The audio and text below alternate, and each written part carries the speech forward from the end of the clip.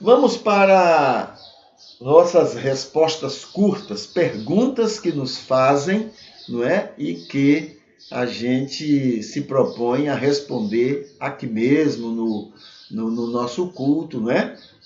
Se você fez a pergunta hoje, então a gente vai ver, deixa eu ver, não tenho aqui nenhuma pergunta feita hoje, pelo menos não está aqui no meu WhatsApp, mas eu tenho perguntas que foram feitas ontem, depois do culto, né? Me fizeram, e aí a gente responde.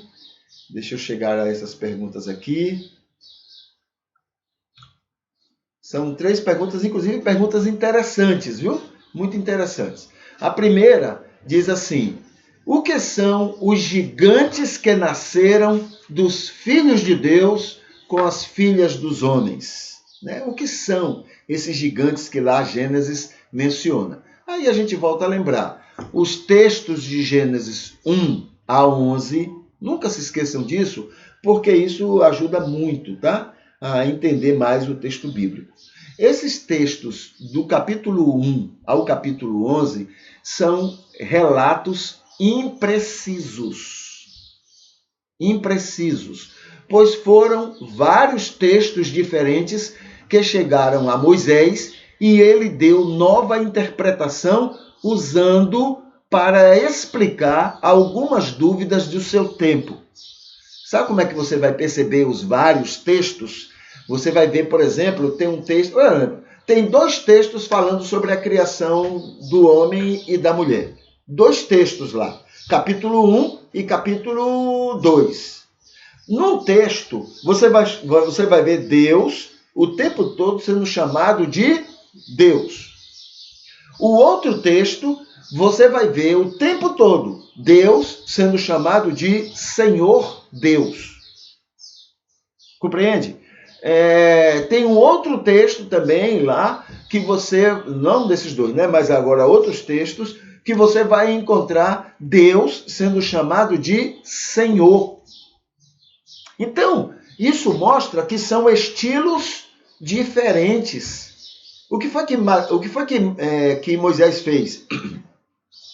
Moisés pegou vários relatos que chegaram à mão dele, ou pela religião dos egípcios, ou pela religião de outros povos, o que seja, chegaram a ele. E ele foi o que ele fez. Ele então deu uma repaginada naqueles textos, colocando a sua teologia de um Deus único, tá? E colocou no texto bíblico, colocou no texto de Gênesis, o livro que ele estava escrevendo para o povo de Israel. Ele estava ali preocupado em explicar algumas coisas, né, do passado ao povo.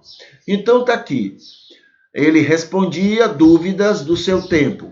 A anormalidade. A anormalidade dos gigantes foi um desses textos. E Moisés entendeu que seria a união dos filhos de Sete, tá? Dos filhos de Sete, obedientes a Deus, com os filhos de Caim, desobedientes. Entendeu? Provavelmente a explicação que ele tinha de algum texto lá que recebeu era de que uma determinada nação, um determinado grupo, uma determinada família de pessoas eram muito grandes e se juntavam com outras e aí davam filhos grandes. Aí não, isso aqui são os filhos de Deus. Ou seja, os descendentes de Sete. E esses de cá são os filhos dos homens, são os descendentes de Caim.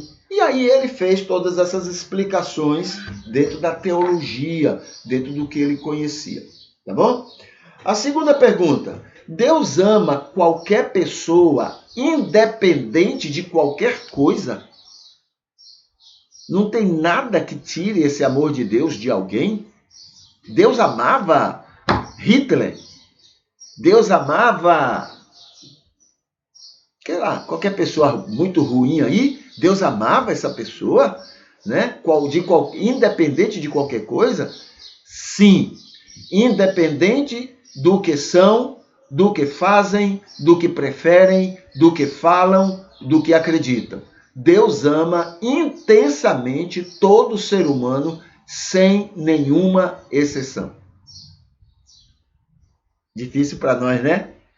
Com todo o nosso preconceito e com todo o preconceito que passam para a gente, né? Mas Deus ama igualmente a todos. Terceira pergunta.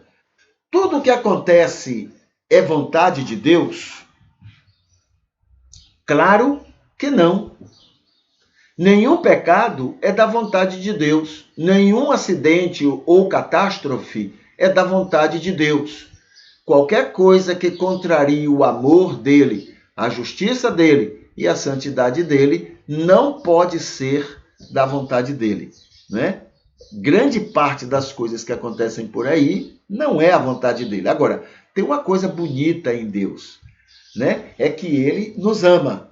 Então, as coisas que nós fazemos ou que outros fazem e não é da vontade dele, mas vai nos prejudicar, vai prejudicar o ser humano, ele criou ou cria situações para que essas coisas prejudiquem no menor grau possível as pessoas. Aí ele cria muitas coisas para amenizar as consequências ruins das nossas preferências erradas.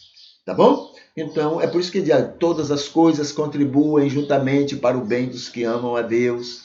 Entende? Então, é nesse sentido que ele nos ama e as coisas são trabalhadas para que seja para o nosso bem. Ok?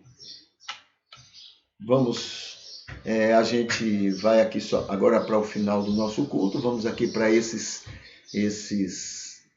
momento final.